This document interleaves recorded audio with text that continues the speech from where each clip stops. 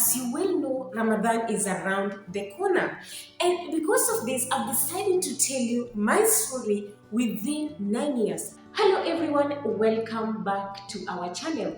This is Penina the Grace. You are in the home of grace. And to all my returning subscribers, thank you so much for the love and the support. May God Almighty bless you for me.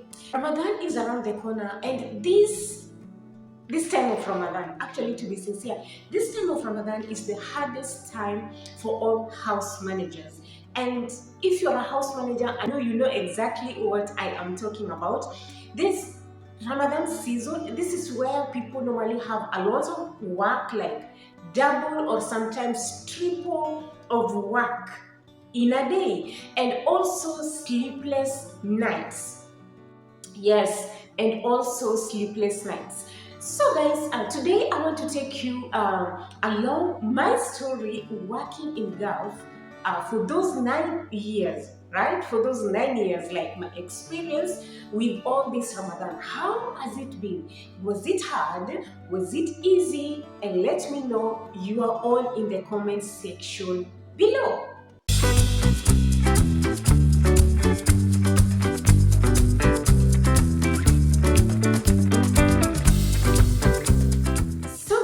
My first 3 Ramadan was in the contract. When I applied for job, I was working in Saudi Arabia, and I worked in a family in a contract for 3 years, which means I had 3 Ramadan with them. So my first Ramadan in that home was kinda like I was not like aware because it was my first, but I found it like it was easy because my mind was already prepared. I remember when it was like 1 week to Ramadan, my boss' son, we used to talk a lot, like, because we were kind of almost age mates, let me say age mates, right? So he used to talk to me sometimes, to tease me, even to scare me, to tell me like horrible things, to scare me, you know. So I was used to him. So after that, because I went in Saudi Arabia, it was on 2014 July, if I'm not wrong. And so that July, August, September, October, November, December, he did not tell me anything. Now on January, that is when he was like, you know what? He used to call me Bini. So he was like, Bini, you know what? Ramadan is almost here, and I'm telling you, Ramadan, you will work and you will not sleep. You'll be having a lot of work and you will sweat. So, you know, the way he was stressing this to me, I was like, oh my God, how did I even find myself here? Because you know what, before I did not know how Ramadan was, but I knew Ramadan was there, but I never know like, in Ramadan, this is where a lot of work is. I used to see only in television where people are wishing them Ramadan, you know, so I didn't know more about this. But now this is my first time being away from my country, living with another family, and now it is Ramadan season. And remember, they're the ones that are fasting. So it was somehow like scary. So when he told me about this story, so already my mind was prepared. And at this moment when he was telling me this story, his mom, okay? Mom came and she was like, what is he telling you? And remember, by this time I already knew Arabic. At this time I already knew Arabic. We were just communicating in Arabic, right? So he was like, Washu hadi kalam. So I was like, he's telling me like, Ramadan, I will do a lot of work, I will sweat, I will not sleep, I will not rest. And he was like, no, he's just scaring you. Don't be scared. It is just like normal days. You will work and you will also have your rest. So my mind was already prepared. I knew because the boy, he used to make a lot of jokes, but at the same time he used to make sense. So I knew already like, this Ramadan I will have a lot of work. So that one was in my mind. So when Ramadan came, actually, it was not like the way he scared me, really. It was not the way it was. So my first Ramadan, I remember all of the family were there because I was working to that family mostly because I was helping my madam, and who was like an aged woman. Yeah, but she was strong. She could also cook, you know. Yes, she could also sometimes help me cook, do some things. Yes, even sometimes wash utensils. So it was like they were helping me. Let me say that family used to help me a lot in everything. Sometimes she could wake up early in the morning and also pour water on flowers, because that was also part of my work. Like I have to pour water on flowers, flower water in the morning. So sometimes she could wake up and help me do that. So when this Ramadan came, actually it was not like scared. My mind was already prepared, and so Ramadan came and we started. So when it was Ramadan, I was just like the Ramadan Eve, before the day before Ramadan, the day before Ramadan at night, I was told, put all the plates here, put this there. So they were trying the casas, the beverages, the plates, the cups of coffee, the cups of teas, because guys, they are different kind of. So after that, then tomorrow they told me, like, tomorrow don't wake up early in the morning, you will wake up at 1 a.m. and when you wake up at 1 a.m., just start boiling meat, and then the rest leave for us.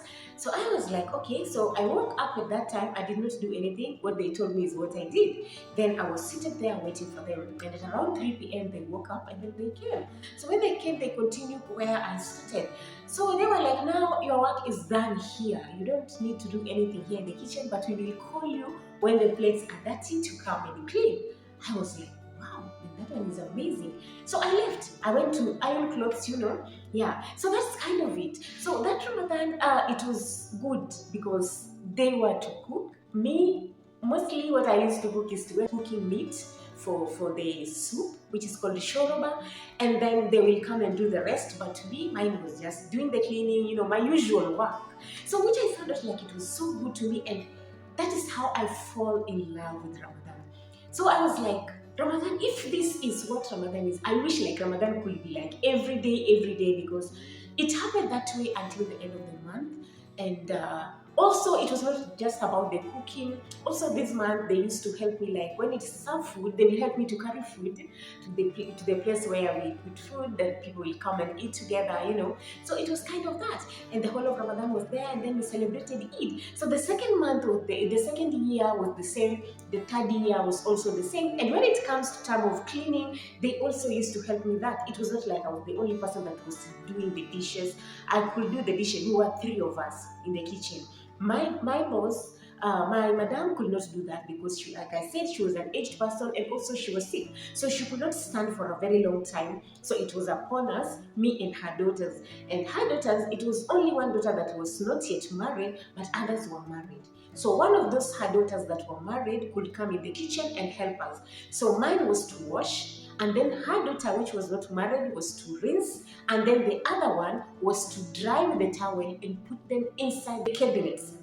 So it was an easy work. So it was a work of 30 minutes, though it was a lot, but 30 minutes we were done in the kitchen. And when we were done, we could be told, like, now everybody could go and rest, and then we wait for suhoor. So at this duration of waiting for suhoor, then now that is where now I'll start cleaning, mopping the floors and doing such, and then rest. So in Ramadan, I fall in love with Ramadan because I was seeing like it was just okay to me. So it was just like I was planned with, my mind was ready with what was happening, and also I had like a helping hand, loving people, so it was not that hard. So that was 3 years in Khafji, and forever I'm grateful. So after that, things changed, and you know my story, guys. So when I was out of contract, I went and worked in Dammam. So when I worked in Dammam, first Ramadan, it was a very nice family. I can't say that they were bad. They were good because it was a part-time job, and I worked for them for 1 month, which was that month of Ramadan, and they were so nice. I can't say they were bad because there was another house help, so they just needed a helping hand that can come and help them. So my work was just cleaning, not cooking at all. It was just cleaning, and resting. Cleaning and resting. When it comes time to eat, they will come and tell me, this is your food, come and eat it. And if it is for tomorrow, they will tell me everything. So it was like I could eat, and then if my food for tomorrow, because remember, as we were not fasting, I could be given my food and then be told, take this one in your room. Tomorrow when it comes to time, like when it is time for you to eat, you come and warm it and eat it. So it was kind of like that. So it was somehow good. And then the next Ramadan also I was in Dammam, and this one now was it was a black Saudis, which I admire, and forever I'm grateful, guys. When you go somewhere, and that was my first time now to work in a black family. You can see them like they are just you, though they are Saudis, they were born here, raised here, they are black, yet they are Saudi. They were so nice, they were so kind. Also, this family, what I was doing there was only the cleaning. Yes, it was only the cleaning, but the cooking, they were doing it by themselves. And I remember uh, they, in fact, they were so good. Let me say that they were so good. So I could just help them in just little work. But what I could do on that Ramadan was cooking school, which I already knew how to cook the food, So I could cook only the school, maybe rice and beef or rice and chicken, something like that. Because that one is now the heavy. Yeah, school now is the food. The breakfast was just this pastries, the snacks and tea and coffee and water, milk. But now school, now that was the main meal. And that one is what I could help them to make because they really enjoy, they used to enjoy my food, okay? So that is what I used to do. And when it comes to cleaning, it was me. Yes, I was doing all the cleaning, the laundry, the ironing, and so on. So those are how many Ramadan? Those are 5 Ramadan. So I went now to Riyadh. Now at this process, now I was now like, I wanted to go back home, and yet the door was not open. If you know the story, it was about the corona, and now I was in Riyadh. So in Riyadh, I also landed in a black family, right? I landed in a black family. They were so amazing. They were so good. All of them, almost all of them were working in a public service. Should I call it, is it public service or government? They were working in the government, right? So the girls, there were 3 girls, and all of them were nurses, and then the boys, all of them were soldiers. So it was kind of that. And remember, it was time of corona. Like, those people were so nice and so kind to me. They used to protect me, like to tell me if we come back with our clothes, don't wash them immediately, just leave them wherever we have put them there. They will stay there for a while. We'll come and spray some meds on them, and then later we will clean them. So they were so nice in that duration of Ramadan. I remember when I went there, my first day in that house, guys, I broke like I don't know, there were 16 plates. They felt I was trying to carry them and to push them the other side, and I just don't know, it was just an accident, and all the 16 plates with very expensive plates. And guys, plates of Ramadan, they're just not just ordinary plates. In Saudi, they were not just ordinary plates. They are plates that they have shoved for very expensive, very beautiful, and then they broke 16 plates. I was like, Jesus, what is this?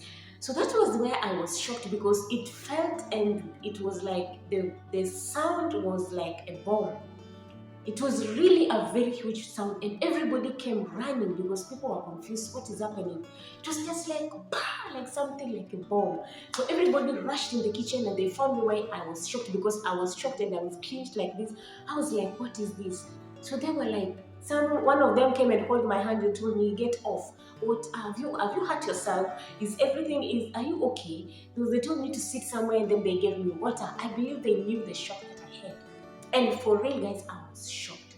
16 plates, and how they felt in my hand, I can't even explain till today. But they were so kind. Can you imagine that the ones that collected all those pieces, they were like, no, just leave it. It was an accident. We will talk about it later.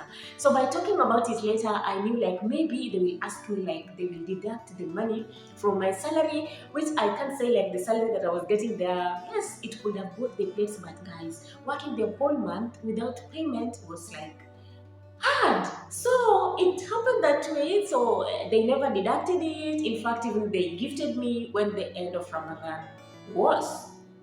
So that is mine. And then another family also, after that I also got another family. Now those were just normal Saudis. They are the yellow skinned, and they were so good to me. And that family, I remember I worked there for 3 months. It was not only the month of Ramadan, it was also, they added also the 3 months, the 2 months, because they saw like I was good to them.